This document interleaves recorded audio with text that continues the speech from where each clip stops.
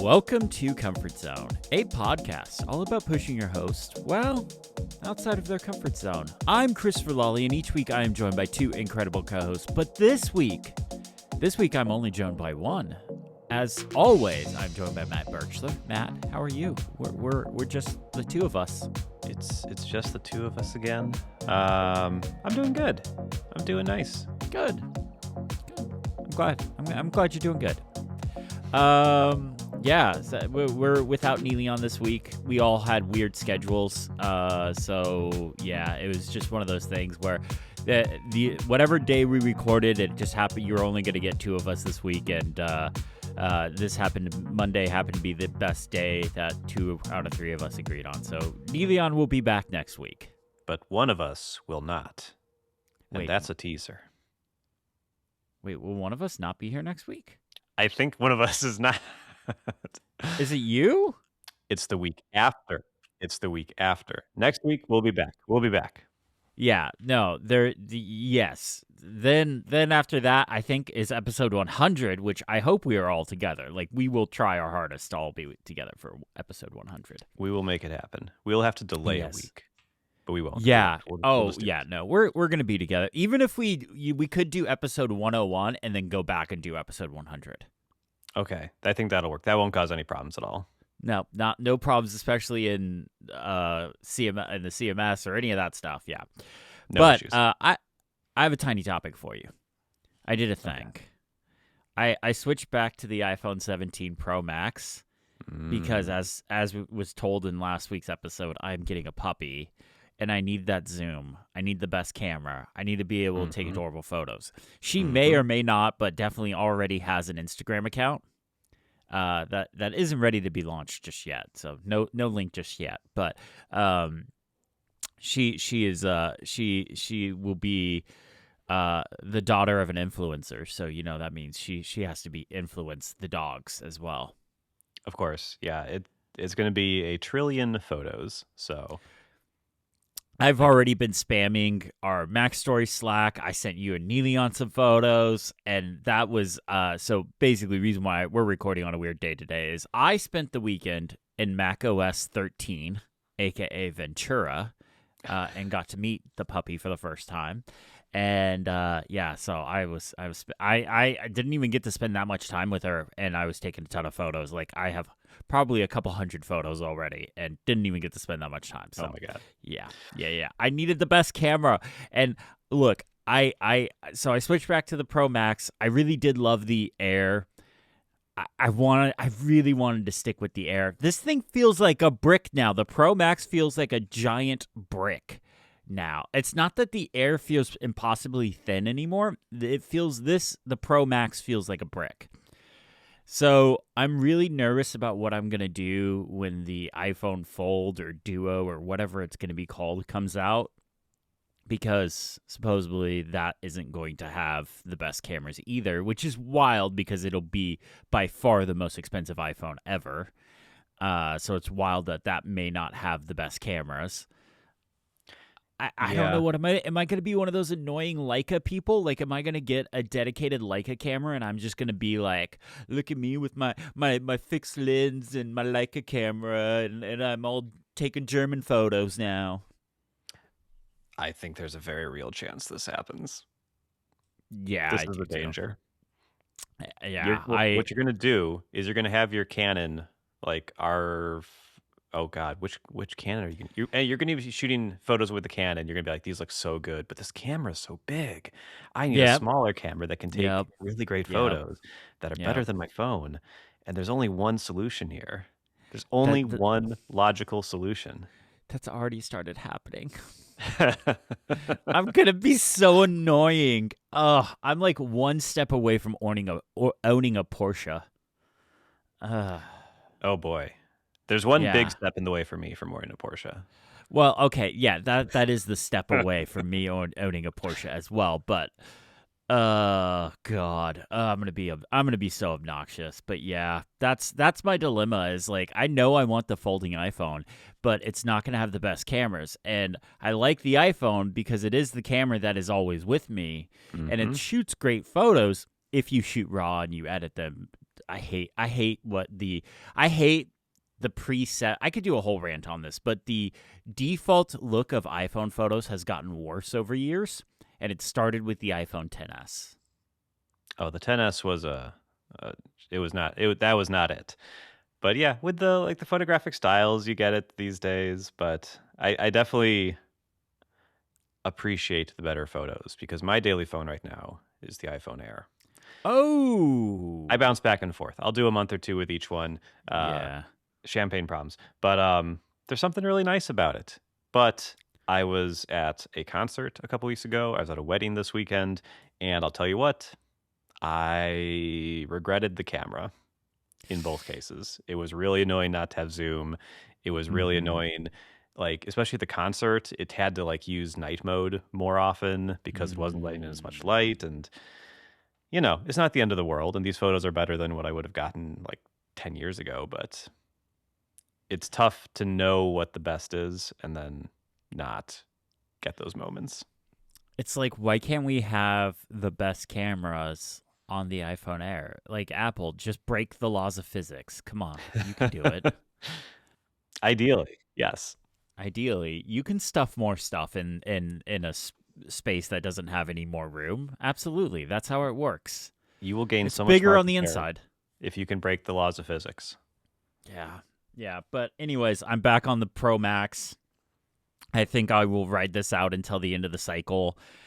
But I'm like, I want the Fold, but man, if I do end up getting the Fold, I will probably end up getting a dedicated stills camera with a fixed lens because, like you said, like I have the Canon cameras, but they're big. They're big. They don't have fixed lenses, so that makes the lens section even bigger because you can take them off and all that stuff. The nice thing about a dedicated stills camera with a fixed lens is it's small. It can Yeah. fit in like a jacket pocket or something like that. And Yeah. I got thinking about that at the concert as well because, like, you can't bring in professional cameras to mm-hmm. a concert venue, but you can bring a point and shoot. And Yep. now I'm thinking, oh, do I need to look at like the nice point and shoots these days and figure out what's the best camera I can get that they'll let me bring into a concert? And I could use for family events that isn't so like enormous. Exactly. And there's a lot of steps between like a Canon PowerShot and a Leica. Like there's a lot of different options out there. Yes. I just know me and I know I'm annoying and I know I'm just annoying enough that I could easily pull off being a Leica guy. It's good that you know it. Yeah, I don't like it about me. For the record, I do not like it about me. Awareness is the first step. Yeah. Yeah. This week on Cozy Zone. So I made a mistake last week, actually. I talked about how on last week I mentioned we ranked tier listed macOS wallpapers, but that's not actually what we did last week, and none of you caught me. Last week, what we actually did was Neleon gave us her driver's ed test or whatever the equivalent of driver's ed is in France. And we went through the European rules of the road. And I will just say we brought freedom to France in that episode. Oh yeah. The country has changed. Mm-hmm. Change for the better. And they're welcome. You know, they obviously look, some of those European cars, man, I don't even think I would fit in them. I'm 6'2". Come on. I need leg room. But anyways, this week we tier listed macOS wallpapers like I talked about last week, and nobody was happy. Nobody was happy. But yes, so that's Cozy Zone. That's our members only show. Link in the description below if you want to go check it out. We have a lot of fun episodes in there. If you like us and our personalities, you will like Cozy Zone. And if you don't like us and our personalities, the best way to show us up is to give us the $5 a month. That'll really show us. That will. Also, why are you listening now? Maybe there's insights that we provide that they can look past our personalities. Because they are holding on for my end of the show question. They know it's going to be the best end of the show question we've ever had. Okay. That's why they're holding on. So Okay. I get it. I totally get it. But we should get into the main show. And I think you and I have a combined topic today. We do. Because I saw your topic in the show notes or in internal show notes and was like, yeah, that'd be a great thing to talk about because I have things to say as well again. Mm-hmm. And it's Yep. Formula One. So, Yep. Sit back, ladies and gentlemen. We're doing an hour on F1, baby. we're not. I know a lot of people just hit the stop button and archive the episode. We're not. Although we We are want to. not. I would love to. I would love to, but there's literally nothing happening in Formula One right now because of stupid stuff. Stupid stuff. Yes. Stupid stuff. But anyways, we will move on from that. So I wanted to talk about some MacBook Neo. I wanted to follow up on the MacBook Neo discussion because you and I both got one, and I think by the time you and I had one, we had only had a couple of days with it when we recorded. It was pretty fresh, yes, yeah. It was pretty fresh. So I wanted to follow up on it. I'm also working on a video right now about my MacBook Neo setup, so it's very forefront of my mind right now. But I figured I could go into more details here. Plus, I knew it was going to be me and you on this episode, so we could have a discussion about it, and I think it would work out perfect. The first thing I wanted to talk about, and feel free to jump in here and do whatever, but I was kind of curious. Have you modified your MacBook Neo in any way? Have you done any mods to it? No, absolutely not. So what's interesting about the MacBook Neo is it is very repairable. It's very easy to open, and there's basically no glue in the MacBook Neo to hold things down. So I have been kind of looking at different mods and stuff people have done, and the one that everyone kind of is like, yes, do this, is add a thermal pad above the chip and the logic board. So I went ahead and did this, and I added a link to our internal show notes, or I added a video to our internal show notes that we could put in the actual show notes for this episode.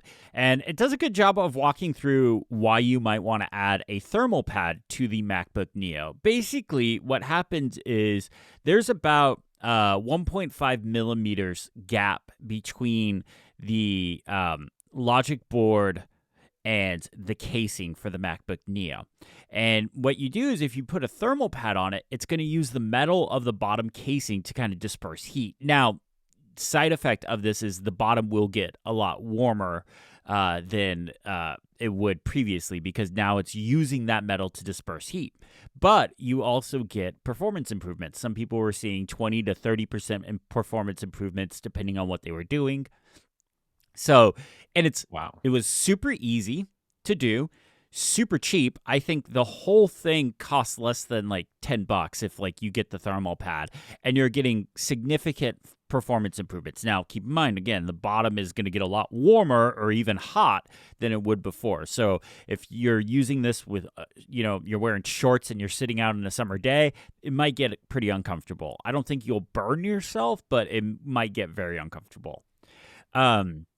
So I went ahead and did this. It took me maybe 10 minutes to open up the case, put the thermal pad on there, close up the case again, and it booted up right away. No issues. You don't need to mess with any wires other than unscrewing the bottom case. You don't need to unscrew anything else. It's very, very straightforward. And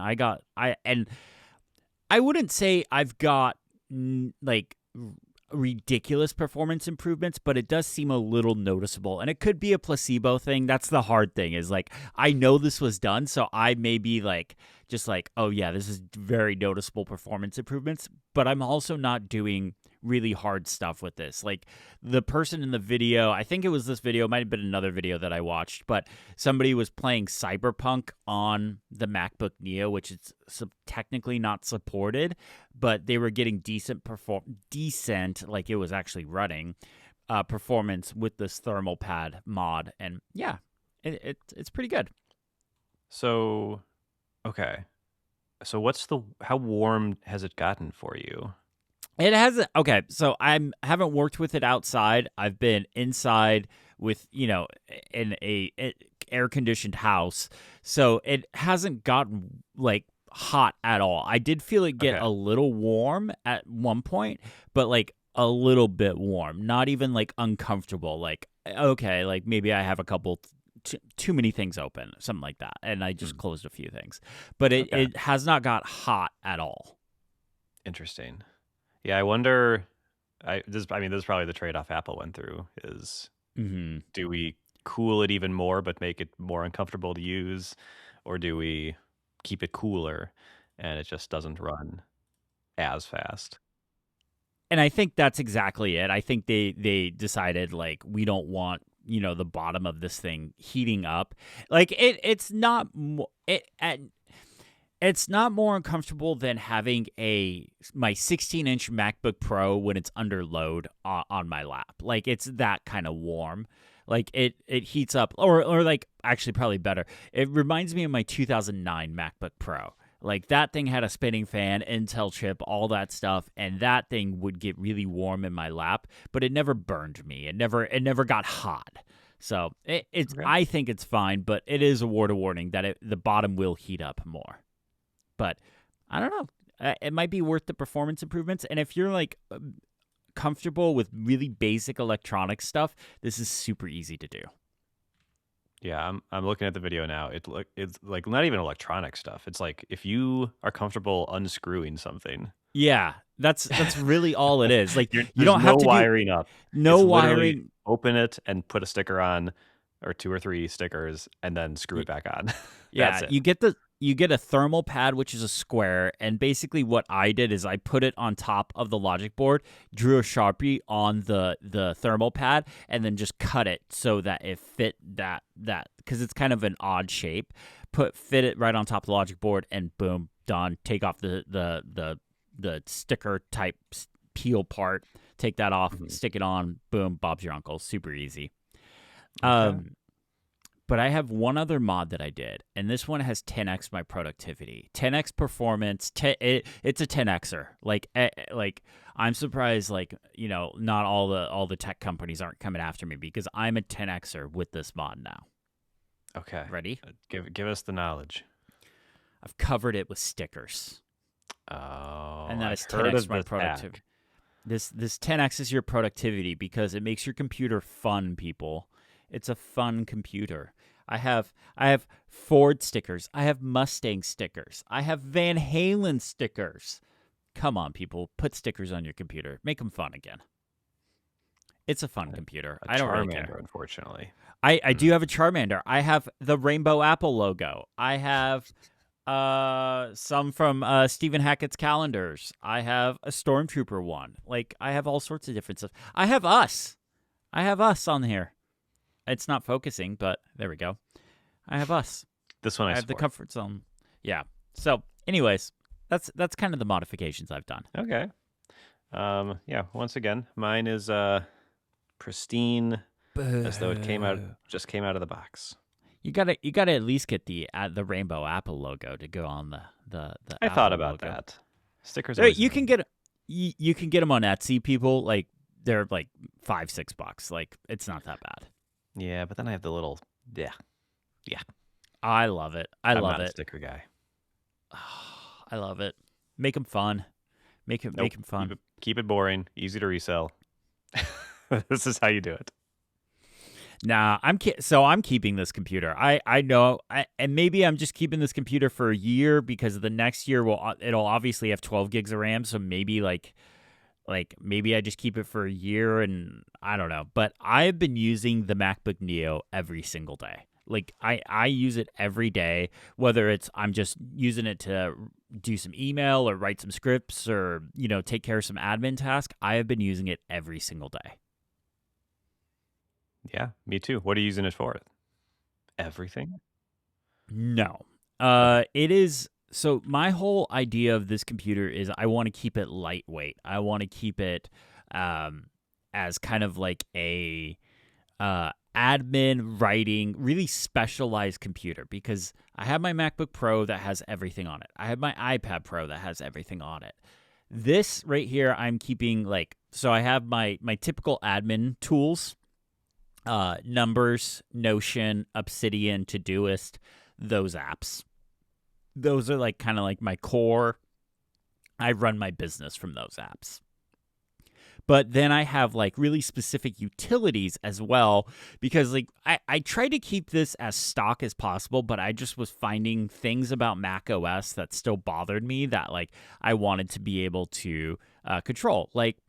For obvious one, Spotlight. Spotlight is slow. Even in Tahoe, Spotlight is slow. So I installed Tiny Start Art at Neilion's launcher app, and that's been great because she made that specifically so that it would be lightweight and fast, perfect for the MacBook Neo. Because I didn't want apps that had a bunch of background processes and were eating up a bunch of RAM in the background. I wanted stuff that was if something was going to be running on this machine all the time, like Tiny Start, it needed to be using the minimum, most smallest amount of resources possible. That makes sense. Okay. Yeah. So like I know I needed Hyperkey, like a Hyperkey app, because I just have so much stuff assigned to Hyperkey. So I just installed the basic Hyperkey app. I'm not using, like, on my MacBook Pro, I've been using Raycast as for Hyperkey and stuff like that. But Raycast can kind of get a little heavy. So I didn't want to put Raycast on this. So I just put the Hyperkey app that barely touches anything. I found the macOS window snapping stuff to be annoying and not what I wanted it to be. So I installed Better Snap Tool and use Hyperkey so that I can have not just 50-50 split view windows, but like 1/3 and 2/3 views and stuff like that, just from keyboard shortcuts, so I can quickly get those going. Supercharge, one of your favorite apps. I can't live without it. I can't live without Supercharge. Yeah. It's so good. I have so many different tweaks that I use in Supercharge, and I'm going to put all of them in the video that I use with the MacBook Neo.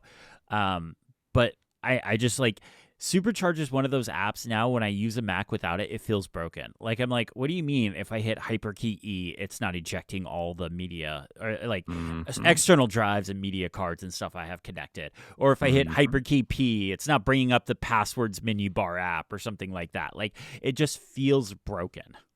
Yeah. Yes. I actually have not installed that on the Neo yet. Whoa. And it does make the Neo feel incomplete. I have a option N, creates a new file and then opens it in whatever its default app is. So I use that to make markdown files in the Finder directly. It has the ability, when you mount a DMG, it will automatically install it for you, move it to the applications folder, and then eject the DMG. Super yes, nice. I use that too. Yeah, that's such a nice feature. Apple should just do that. I don't understand. I don't get, there's so many things in Supercharge that I'm like, how is this not just the way, like, Apple, like, it doesn't make any sense. And the last app I have installed on the MacBook Neo that's kind of a utility app is Text Sniper, because there is a lot of text that I need to get access to that isn't highlightable, selectable, and copyable. And what I like about Text Sniper, I know a bunch of people are going to be like, CleanShot X does this and all this other stuff does it. What I like about Text Sniper is it does a great job at keeping the format. So if there's line breaks or something like this, I found with CleanShot X's version of this, it, like, if I'm copying the chapter markers out of Final Cut, it doesn't keep them with the line breaks, which causes issues for the Claude project that I run those through to clean them up and stuff like that. It's a whole thing. So, and Text Sniper is pretty lightweight. I'm pretty happy with it. So those are kind of the apps that I have with the MacBook Neo. I'm curious, like, what are you doing with yours? Well, mine is, as I promised, my travel computer. Nice. So all of I've traveled several times over the last few weeks. I already kind of mentioned a few of them. And I just brought the MacBook Neo with me, and it's been great. It's really nice to be traveling with a smaller laptop. Takes up a little less space in the bin. At TSA, it is a little lighter in the backpack. It's very nice. It feels like a MacBook Air. My wife has a MacBook Air as well as her, like, main computer, and so I've, like, compared it to that. And the Air, I guess, is a little nicer, but not by that much. Like, I feel like there's something about the build quality of this that actually just feels super, super good. The only thing that makes me jealous of the Air is the display is better. Like, that's the thing that I'm like, ooh, the Air would be really nice, but it's the same. The MacBook Neo is the same weight as the Air, so I don't feel like I'm Like, because I traveled, so this weekend we went to Ventura and we stayed in Santa Barbara, and the MacBook Neo was what I brought with me. That was the only computer I brought with me because I was kind of I haven't had a chance to really travel with it until now. So I was like, oh, I wonder, like, I didn't bring my iPad, I didn't bring the MacBook Pro, I just brought the MacBook Neo, and it was great. Like, we had a little bit of downtime, and I just opened it up and did a couple of small work things, and it didn't feel like I was adding any extra weight to my backpack. I mean, I was adding 2.5 pounds, but it didn't feel that noticeable Yeah, compared to like the 16-inch MacBook Pro or even the iPad Pro with the Magic Keyboard. true. I have been using it as a development machine. Ooh, I'm doing Xcode on it. I'm doing web dev on it. And you know what? It's totally fine. It is. nice. Xcode is certainly slower, and I don't use the simulator that often. I usually will load builds onto my physical devices. So I did notice that the simulator runs very slowly compared to what you get on a higher end Mac. But Xcode itself is, it's a little slower, I guess. But like just the way that I work, it doesn't really cause any issues. So build times are a little longer. They're definitely longer to build.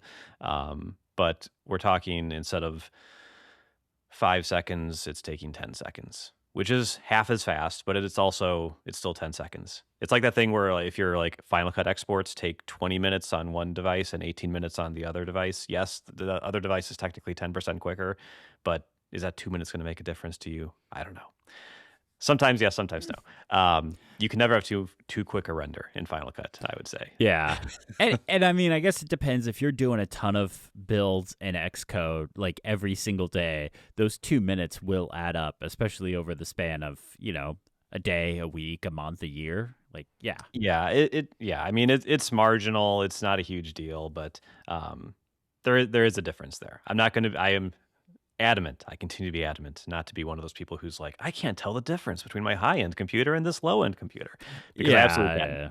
But like, Yeah. it is also okay. Like, I am super happy whenever I sit down. I'm using the 14-inch MacBook Pro right now, the M4 Pro version, and it's really awesome. It's super nice to have the extra performance. Everything is smoother. On my external display, it runs at 144 hertz rather than 60 hertz with the Neo. Just on the screen on the Neo, 60 hertz, and then I go to the 120 on the Pro, and I'm like, oh, this is nice. But then I also have Yeah. the trade-off of the extra bulk, and I'm like, oh, I don't like that so much. And then I see the backlit keyboard, and I'm like, oh, this is nice. Anyway, it's a whole bunch of like back and forth. It's a very, very complex feelings. But I do think it's notable that like several people I made the cardinal sin of reviewing computer hardware, which is I mentioned video editing and coding. And as soon as you mention that, no Those one aren't sees allowed to anything else. happen. No Yep, one you're sees not allowed to anything do else. They're those. like, "Oh, any complaint you have is irrelevant because you are doing work that no one is going to do on this computer."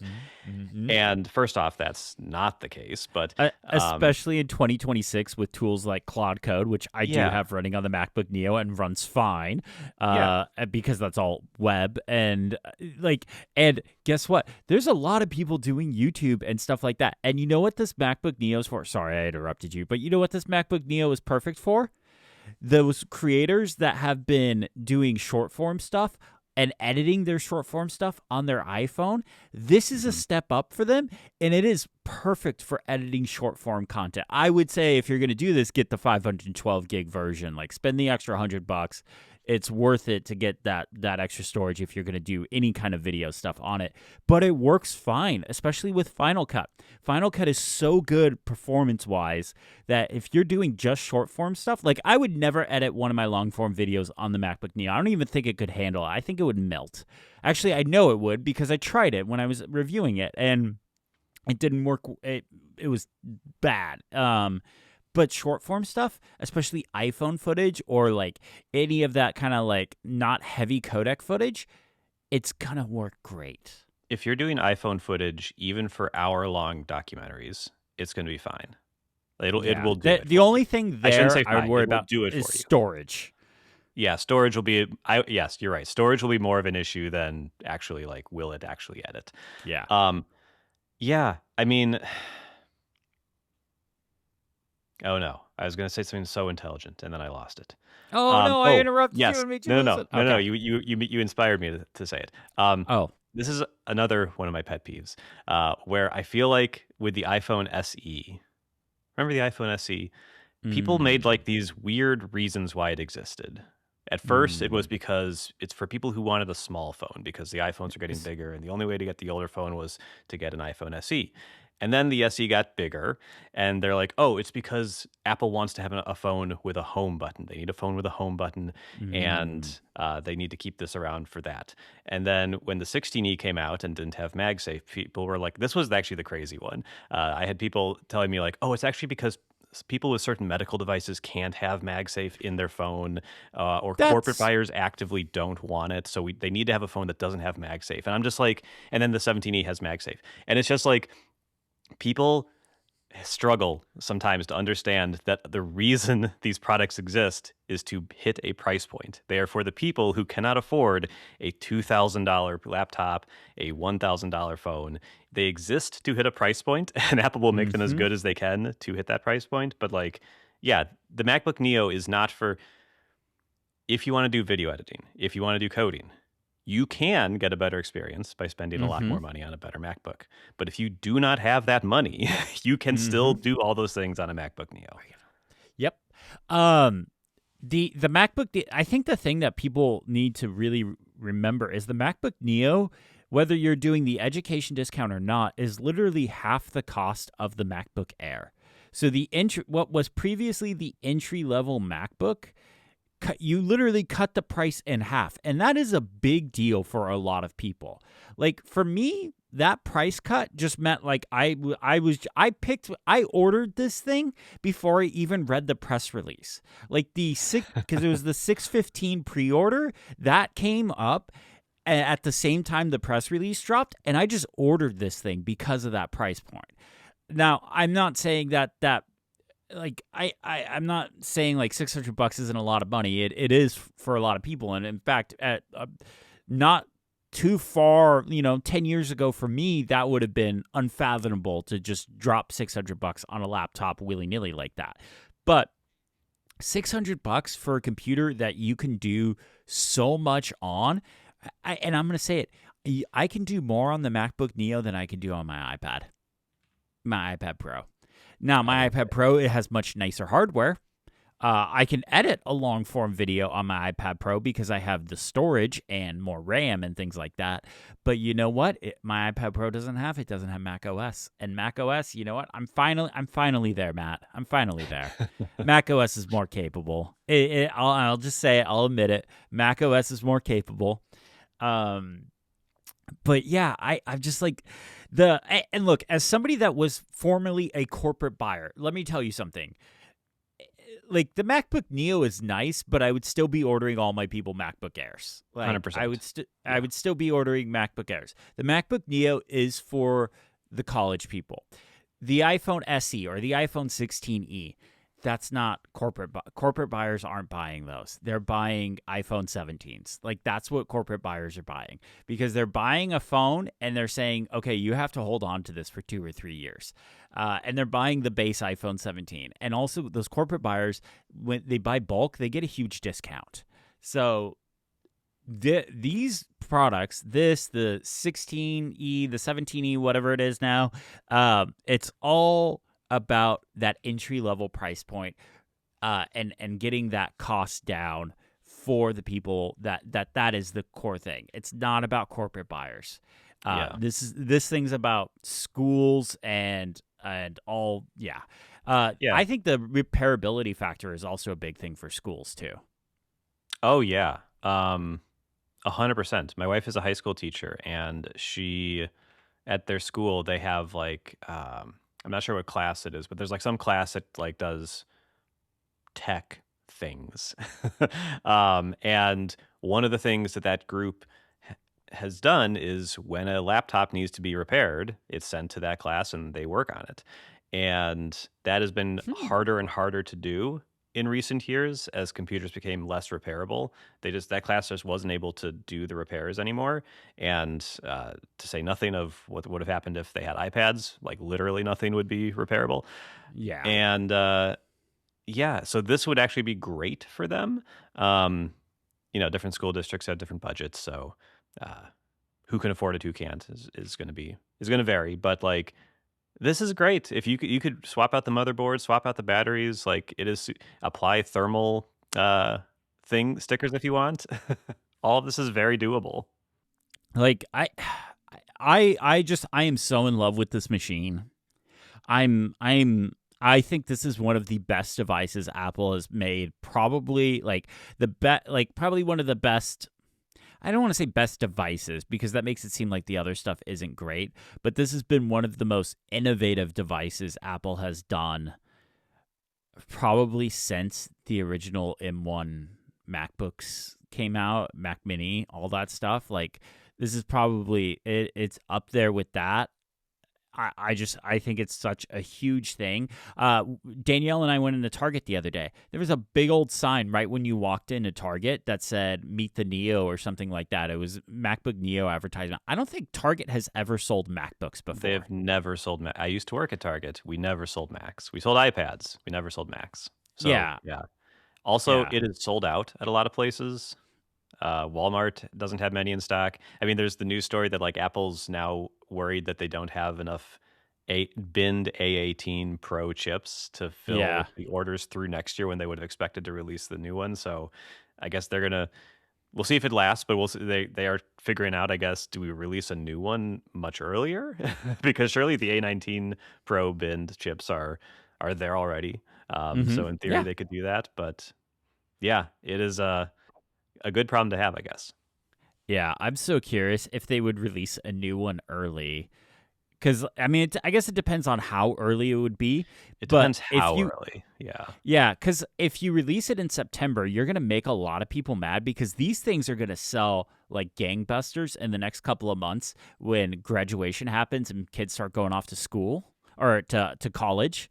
These things are going to sell like crazy, especially when Apple's back to school program starts up, which used to be much better. I mean, you used to get an iPod. Oh, I wonder if this will be in the back to school program because of how cheap it is. Oh, I have no idea. Interesting. That's just a Hmm. thought. A thought I just had. But I also wonder if they do have a bunch of A18 Pro chips that aren't binned that they could just put in these and then turn off a GPU core. Yeah. Or not, and make it a new SKU. Like Maybe maybe put make them the in price. the. Yeah, I don't know. It's See, a I weird was situation. thinking. I was listening to a podcast and they were like, oh, maybe they just do that for the high end, like the higher storage tier one. But the storage is on the chip, right? Because it's all Yes. unified. So if you had a non-bend 512, like if you had a bunch of non-bend 256 gig ones, you couldn't put those in the 512 gig ones. You can't add double the storage that way because it's all on the chip. That's why the storage is so fast on these things, is that was on the chip. That was like the big deal with the like Apple doing the M series chips, is why it was so much faster, is because it had the storage and the memory all on the same chip, so it wasn't going over like PCIe or anything like that. Yeah, I don't know what they're gonna do with that. That's yeah, I don't know. I don't know how. I'm not smart enough to know how that works. It's also not our problem. Not our problem. Yes, another good reminder. Apple's problems are not our problems. Yep. Apple's problems are to solve our problems. Yep. My Yeah, my no, my problem is to complain about Apple's problems. yes. Looking at you, I Studio Display XDR. Oh, well, that's just mean. Well, Um, I do think that on the price point, there is something appealing about it. It's a cutie, and I don't think the price is great, but it's also people just seem to like this computer. I mhm. posted on Mastodon after I got on my flight this weekend. I was walking past first class as I always do, and Not walked. sitting in class. Yeah, I thought you're a big business boy, Birchler. Your company Oh ain't no, paying I'm to deep in put you in first economy, class. and I get it. in first class there were two MacBook Neos out on people's laps. These are Ooh. people who spent like $3,000 on a ticket to fly, and they're Huh. using MacBook Neos.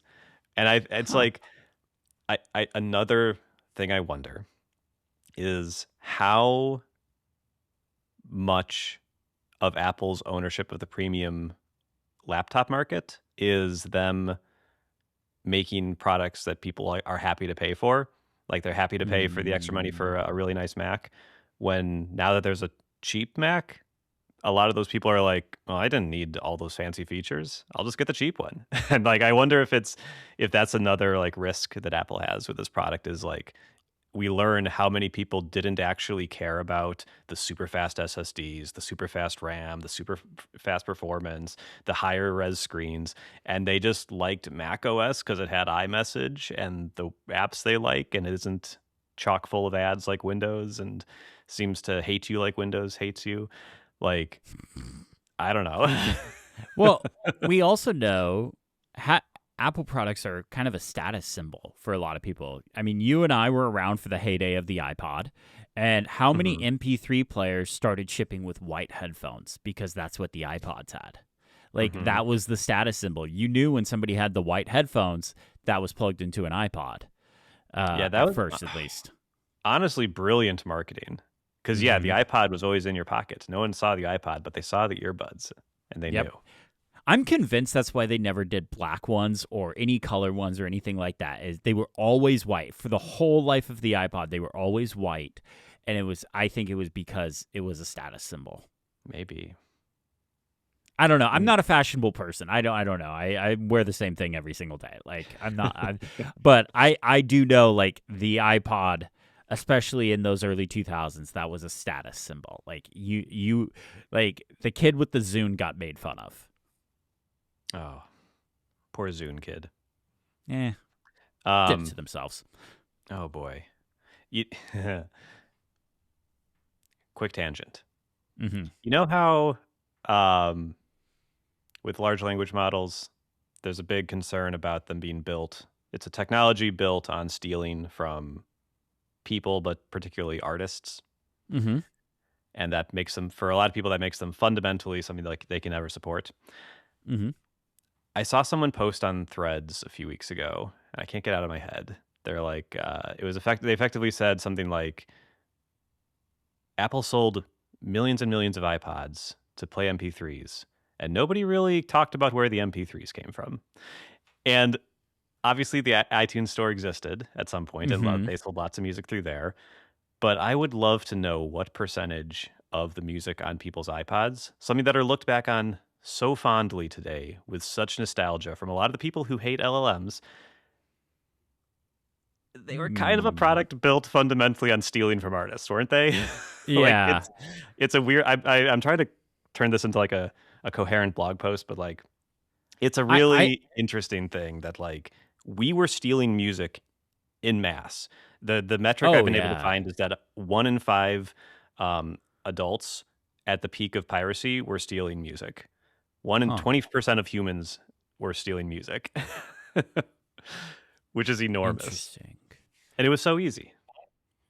I've been So for told. me, the iPod was like I ripped CDs. I did the thing where I put in my CDs and I had 2 CD drives in my PC. So I was like I was also the guy that would make copies of CDs, so I was probably contributing to the problem. I was gonna I say was this is again Yeah, I ripping was CDs. literally That was like the official way to do it. That's like the rip, yeah. mix, burn thing that like Apple had. But like ripping CDs was not approved by like the rights holders. Like they fought that too. Like Yeah, the yeah, yeah. entire product category is like we do not respect the rights that you have put on this material.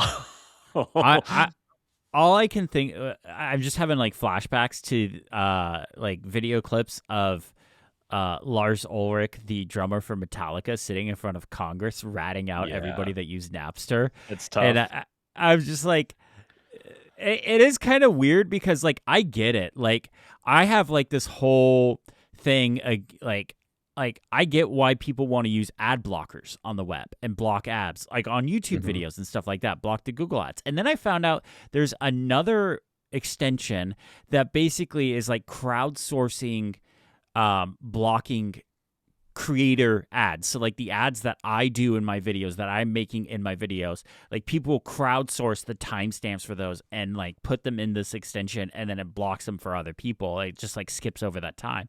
And I'm Yeah. like, well, that's how I pay my bills and how I can keep making videos and stuff like that. And it's so complicated. Like It's complicated. yeah. Su- But also suing your like, fans yeah. is it's a tough look though. So Yeah, I see. I wouldn't never go that far. Like I get it. Like use it. Like the internet is annoying without an ad blocker. Like when I it's switched back to the iPhone horrendous. 17 Pro, like I loaded up Safari and I was like, holy crap, what is going on? It's Yeah. almost unusable. But also, like when you have individual creators trying to make something and like they purposefully make a handcrafted ad put into their thing, like I don't know. That might be the line for me. Like I don't know. That I'm gonna put my foot in my mouth if I keep talking. Yeah. Let's go back to the Neo. The Neo is great. I love the Neo. I basically don't take my MacBook Pro out from the desk anymore. If I'm around Same. the house, it's my couch computer. If I'm traveling, I already said it's my travel computer. And it's great. It's like I can literally do all the things. It's just a little slower. And I think the thing that's changed the most for me since the initial impressions that we did right after we got them is the lack of a backlit keyboard is more annoying the more I go without it. It is so annoying not to be able to see the keys when I'm in like a dark hotel room, when like I've woken up and my wife is still sleeping. Like it is very hard to type in those situations. Yeah. So I do like the thing where you like angle Tilt the the screen lid. down more Yeah. towards the keys and then boost the brightness a little bit, just like see them a Yeah. little better. So I've done that as well. Yeah, the backlit keyboard, I have a feeling the next time they do an update, and it may not be the next one because I have a feeling the next one's already being worked on, but maybe the one after that, so 2 generations from now, I could see the backlit keyboard being added. If Yeah. Apple can find a cheap way of doing it. It may not be as nice as the MacBook Air or the MacBook Pro, but they got to do something, because that I think is like, it's just, you don't even notice it on MacBook Pros and MacBook Airs how subtle the backlit keyboards. Like I'm looking at the MacBook Pro right now, and it just looks like it's just the white text on the key. Like Yeah. you don't even realize that. Oh yeah, that's being backlit. Like it just looks like it's white text on the key, but no, it's being backlit, and that just makes it a little bit easier to use. Yep, it very subtly backlights it. I think another problem with the blue one is even in good lighting, the contrast with the keys is less than the black keys with white letters on the other Yeah. keyboards. This is like a dark grayish blue on light grayish blue. And so there's just less contrast to begin with. So you're losing some of that. So apparently you can order a new top case, like a new keyboard, through the repair program from Apple, and you can order different colors to match yours. I am seriously considering ordering the silver MacBook Neo's keyboard, because then it's just white with black text. I'm seriously considering ordering that and replacing mine because of that exact reason, just to get a little more contrast there. Okay. I haven't looked at I'm not going to do that. There's 0% chance I do this, but I'm considering it. Because the MacBook Neo for me is my experiment computer. Like I said, $600 isn't nothing, but it's not the price of a MacBook Pro. So if this thing was to break, I'd be a lot less upset that the MacBook Neo broke as opposed to the MacBook Pro. Does that make sense? yeah, 100%. I mean, you'd still be pretty sad if it broke, but Yeah, I wouldn't be happy. I wouldn't be like throwing a parade or something, but I would be a lot less upset. And that's why, like you were kind of saying, like the MacBook Pro for me doesn't really leave my office. It comes to this desk when we would do Cozy Zone, but it pretty much stays at my main desk throughout the rest of the week. And then when I go and work on the couch, I'm using the MacBook Neo. Like I fully expect when it's time for me to buy the next Mac, I get either a Mac Mini or a Mac Studio. I don't think I will get a MacBook Pro again unless that touchscreen MacBook Pro is really, really nice. yeah. I've thought about this as well, because I was like, ooh, for the price I pay for a MacBook Pro, I could get a Mac Studio that has a Max chip, not a Pro chip. And would that be a thing I want? But I do think I would miss the option to go portable. Yeah, that's the thing is there's just enough times where like I might need the MacBook Pro, like WWDC or something like that, like or any Yeah. Apple event really, like needing to be able to edit a video quick. Like that is not something you're going to be able to do on the MacBook Neo. So I don't know. I mean, I'm just kind of in a weird spot with that, but I wanted to run through a few settings I've changed to kind of optimize the MacBook Neo, and I'm curious if you have anything as well. I've set up the dock to be on the proper side, so the left side. I think this is actually something you and I agree on, right? The dock should be on Left the side. left. Absolutely. Yes. You're a monster if you put it anywhere else, but the left side. It's just like how like vertical tabs are the proper way to do tabbing and browsers. Yes. I agree on that. I just need Safari to add it properly. It's kind of there, but not really. I just need Kind of, but Safari not to add it really. properly. Yeah. But kind of, but not really is how I put it. I also have the dock set to auto hide. I've actually been doing this on the MacBook Pro for a little while now, even when it's plugged into the external monitor, just as a way to help me focus with my ADHD. So it's like other apps aren't pulling my attention. Like I don't see a badge on messages, or I want to see what's happening in Reader or something like that. It's kind of a way to help me focus, but it just gives me a little bit more screen real estate on the MacBook Neo. Do you do auto hide dock? No, I don't like it. I like to see what's going on. I also find I launch most stuff with Raycast or Tiny Oh, I do Start too. on the Yeah. MacBook and the MacBook Neo's case. So, um, I have, despite what I said when we originally talked about it, I am now using the more space option in display options because you could just get more stuff on the screen, but it requires me to wear my reading glasses because I'm an old man now. I'm so sorry. Yeah. I'm also using the Documents in iCloud feature. So this is the feature that basically takes your Documents folder, puts it in iCloud, and keeps it off your device. So when you access a file, it'll download it. It'll dynamically download and remove files as you need them and don't need them and stuff like that. I have a 256 gig MacBook Neo. I have like a terabyte of stuff in iCloud Drive. I kind of just have to do this. And it's actually not that bad. It's pretty fast and it's pretty reliable for me. But I'm not doing like big video projects this way. It's just like one-off documents. Yeah, I use this on all my computers. It's great. I like it. I don't use it on my MacBook Pro. My MacBook Pro, I have that set to always keep all that stuff downloaded, but I have a 4 terabyte drives here. So, Oh my god. yeah.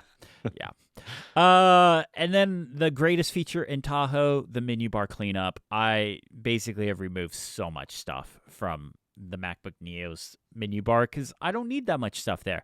And I've put a lot of stuff in Control Center that I don't really need in the menu bar. Control Center is actually kind of nice, like for putting stuff that like you might occasionally need, but you don't want it taking up all that space on the menu bar. Yeah. No, that's great. I use that. I do use Thaw as well to like temporarily hide some things, but it's really nice to just like pull Creative Cloud out of there and never see it and never give it the right to come back. Exactly. Actually, I'm not even paying for Creative Cloud right now, so that's pretty nice. So that's kind of it. Do you have anything else you want to add about the MacBook Neo? No, my use is much more boring. I just install. I am trying to keep it as like trim as possible. So once I decided I was going to do development on it, I installed Xcode. I obviously have. I'm using Ghosty for my terminal. I installed only one browser on it. I only have Helium on there, so I don't have my usual array of a half dozen to a dozen browsers. But yeah, I'm just installing things as I go. Tried to use. Nice. Tried to get by without using CleanShot for a while. I tried using the system screenshot feature, and I couldn't do it. I just couldn't do it. I still haven't bought my CleanShot license. I think we talked about that originally. I still haven't bought it. I need to do it, but I'm like, it's just like I don't just use it that much, and I'm kind of been okay, but I should just do it. You should. Yeah. All right. Disclosure, We should get to our chat sometimes. Anyway. Yeah. CleanShot, sponsor us. We should get to our challenge, and it was your challenge. It was my challenge. And as is becoming a theme, I was unexpectedly called a monster for creating this you challenge. are a monster for this challenge. You have destroyed my week. So I simply said, only have 3 apps in your iPhone dock. That's it. Hmm. You probably have 4. A lot of people love 3. Give it a try. They're wrong. They're wrong. Okay. Tell me, why are they wrong? Tell me your pain. Because I have had 4 apps in my dock. Because you could put 4 apps in your dock. Like you could do it. Take up that space. Maximize your space. Your iPhone is a utility. It is a tool. Use that tool. And this destroyed my muscle memory. First off, it took me. I probably stared at my phone for a good 20 minutes trying to figure out which app I was going to remove from the dock, and I ended up going with Obsidian. Because I was like, okay, I don't do a lot of writing on my iPhone. I usually will quickly write something down. Okay, I have a shortcut that's a part of my action cut shortcut that's assigned to the action button for adding stuff to Obsidian quickly. So I'm like, okay, we'll take Obsidian out. So I was left with Safari, Todoist, and Messages. And man, all week I was tapping on the wrong thing because it just broke my muscle memory. Like all week I've been like tapping in the wrong spot to open things, and it's just destroyed my muscle memory. And I can't wait to put it back. In fact, I'm doing it right now. Okay. Well, and you had no space on the rest of your home screen, right? So something else had to go? Yes, something else had to go, and it actually worked out kind of perfectly because this was the week I switched my iPhone. So I used to have Halide, where, and if you look in the screenshot, I put Obsidian in the first row of app icons. I have a large Fantastical widget. That's a whole nother thing that I've done. And then underneath that, I have a row of apps. And the last one was Halide because I was using that with the iPhone Air to take raw photos. But now that I'm back on the Pro Max, I can take raw photos with the built-in camera app. So I've just been using that. So I removed Halide from the home screen and I put Obsidian there. Okay. What about you? What'd you do?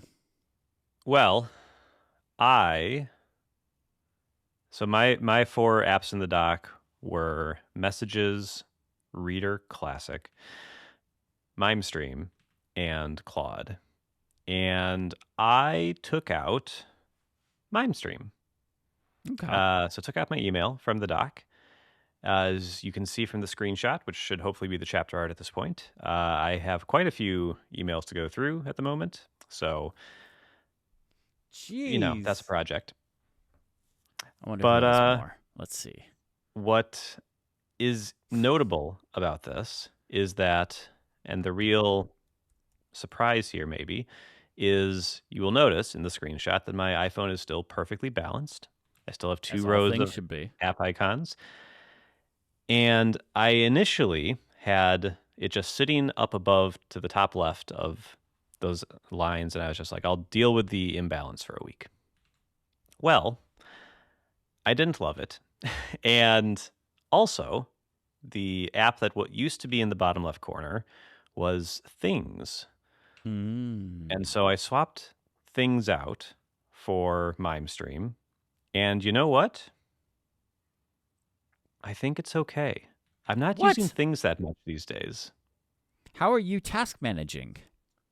I am mostly not. Don't tell Neelion.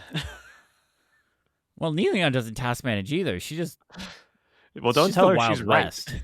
Oh, okay, I'm currently everything. It ebbs and flows. It ebbs and flows. What my needs are with task management. So right now, I'm not doing a ton of it. And when I do need to remember things, it's usually like really important things at really specific times, and I'm using reminders for that. Most notably because it has the urgent tag that you can put on them, and then they show up as like alarms on your phone, so they take up like the full screen. And you have to dismiss them, which I like for those sorts of things. So yeah, I wasn't using Things a ton anyway, so I just popped MimeStream in there, and we'll see how it goes. I'm also realizing that the screenshot has an app icon for an app that I have not announced yet, and so I need to blur part of this out. For the I was gonna say something after we finish recording, but you got it. Yep. Yeah. So that's a little teaser for something coming in the future. Yep, he has another app coming. So you have 165 unread emails. Yes. And I'm kind of curious, do you feel if I have more unread emails than you, do I get the Big Business Boy title? I don't know if you do. When is it from though? Because some people have like 500,000 unread emails, but it's from their like entire life. And I don't know how those people live. This is from like the last weekend, I'd say. Okay, so the last one sitting unread would have been from Thursday. Oh, okay. If you have more than this, I do feel sorry. 911. Yeah, it's too many. Yeah, it is. Ooh, It is. that's a And Porsche. most of them aren't even important. Most of them aren't even things. Most of them are junk that Absolutely. people just send me crap and I have to deal with it. Yeah, if you So- want your email inbox to fill up, create an even remotely notable YouTube channel. You will get so many emails. I get emails about makeup stuff. I get emails about pools. I get like I get emails about like pool cleaning tech. I get emails about lawnmowers. It sucks. Like I do not ask for this stuff. I do not ask to be signed up on these lists, but what happens is there's like companies and people that go through and scrape all these emails for any sort of notable YouTube channel, like anything at all, and you just get put on these lists and you just get mass emailed. Yeah. It sucks. It sucks. But I am so glad this challenge is over. My muscle memory has been destroyed. But you know what's going to happen now is I'm probably just now adjusted to it enough that my muscle memory is now going to be destroyed for another week. Perfect. Well, I'm glad you said it that way because it is No. my challenge. Well, technically it would have been Neilion's challenge, but she wasn't here to issue a challenge, so I just went ahead and took the challenge. And the challenge this week is to use your laptop in laptop mode, no external monitor for a day. And I'm curious if this changes our setups or any settings that we use. Okay. Okay. Because we all have external monitors that we work at. All three of us do. Yeah. And I think we spend probably a majority of our day at those. Okay. You and I yeah. have a very similar external monitor setup. Neilion has her crazy 4x3. I don't even know what's happening with that thing. But for a whole day, any day this week, you can pick any day, whatever. You got to work from your laptop. No external monitor can be plugged into it. Okay. This should be doable. This should be doable. I think it's doable. I think it's pretty fair. I'm mostly coming at it from a place of like, does this change how we use these computers? Do we install something? Do we change a setting? That's what I'm kind of coming from. Not as a punishment way, but more as I'm kind of curious if this changes the way we use them. Okay. Yeah. Well, we will see how this goes. Yeah. I am optimistic. It will not change my life at all, but we'll see. I'm kind of curious, and I will say I think I have a loophole for this. Oh no. I don't like that you have a loophole for your own challenge. Listen to the way I phrased just listen to the way I phrased the challenge in the audio, not in the text of the thing, but in the audio. So you got to go back and listen to what I said. Okay. Yep. All right. So that brings us to the end of the show, and I have an end of the show question for you, Matt. And we promised we were done with the Formula One discussion, so it won't be about Formula One. But I'm kind of curious, how have you been doing without Formula One this month? Because stupid people are in charge of stupid things, and that means there has been no Formula One this month. And yeah, it is an exceptionally long spring break, I guess, now for Formula One. Yeah, we had what 2-3 races? Yeah, we lost 2 races. So every year, my wife gets me the Formula Fanatics 2026 calendar. It's really nice. I'm guessing Chris has it by the haste of which he has run off camera to probably get it. I don't remember where it's at. Okay. Danielle's mom got me that for Christmas. Okay, nice. So this is what it shows in March. Again, we'll try to put a screenshot for audio listeners. But it shows the races. It shows the calendars. It shows, it just shows the days the races are going to be on. It's European style, so it starts on Monday. This is actually the thing a couple years ago that made me switch all my calendars to start on Monday, and I now like it. Yep, same. And it's the only thing Europeans do right. I'll just say it. Monday should be the start of the week. Only thing they do right. And this is the April one. Womp womp. We lost the Bahrain and Saudi Arabian Grand Prix. Those were supposed to be the last 2 weekends. And the next one is Miami, but it's May 1st. So the very first day of May, we get Formula One back. Just Yeah. practice, So, but we and get it that's back. I think that's a sprint race weekend too. It is Let a me pull sprint up my race, calendar. yes. So, what happened to I don't have my Formula One calendar anymore. I don't know what happened to this. Everything's all messed up because I switched back to Fantastical because I got really frustrated with BusyCal because I was trying to input something and their natural language thing messed up and I ended up missing something kind of important and that was not good. Oh, no. And I was like, you know what? I don't care. I'm going back to what's tried and true and I know what works and I'm just gonna do it, and I did it, and it's a thing. Yeah. But my Formula One calendar is now gone for some reason, so I'll have to figure that out. Okay, you can find it. Yeah. How are you doing without Formula One? I am itching for it to get back. I believe Friday. So Friday it comes back. I will probably miss whatever the Friday stuff is because May 1st is when we get the puppy. Oh yeah. But that means the first weekend we have her, I can introduce her to Formula One. Okay. So I'll have her sitting next to me during the Miami Grand Prix. Oh, I'm glad. You're optimistic she'll just be sitting there. She's going to be running around, bouncing off the walls. Well, she's a puppy, so what we actually already hired a trainer. And have had a meeting with a trainer, and basically she was like, "Yeah, for the first few weeks, expect her to sleep like 20 to 22 hours a day, like because she's young and like, she's just exhausted." So I'm like, "Okay, cool." And then they were like, "After that, good luck." But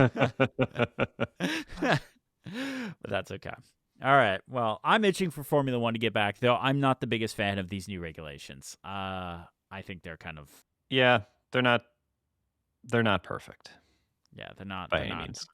They're kind of boring. I wish they would just throw some V8s or V10s into them, get rid of the battery stuff, and just you can do it. Fast. You can still do it with batteries. Settle down. Batteries are boring.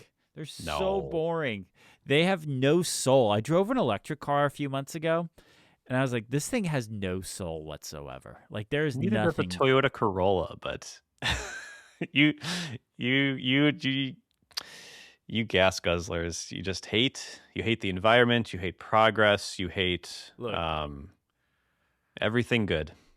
We were coming back from Santa Barbara this weekend. So we stayed in Santa Barbara and we took the 101 back home. And if you take the 101 back home, there's a tunnel. And you know what you can do with a gas guzzling car in a tunnel? You can slow down, you downshift, and you gun it through the tunnel, and it makes this fun echo. Oh, it was so great. It was it was such a good drive. Such a good drive. Anyways, that brings us to the end of the episode. Thank you all so much for listening. Thank you to MacStories for having us. Matt, you got anything you want to plug, promote? No. Okay. Nothing to promote. In fact, as we said earlier, something to mask, something to hide. Okay, cool. I should have a bunch of videos out this week, so go check out the YouTube channel. Thank you all so much for listening. Have a great day. Bye.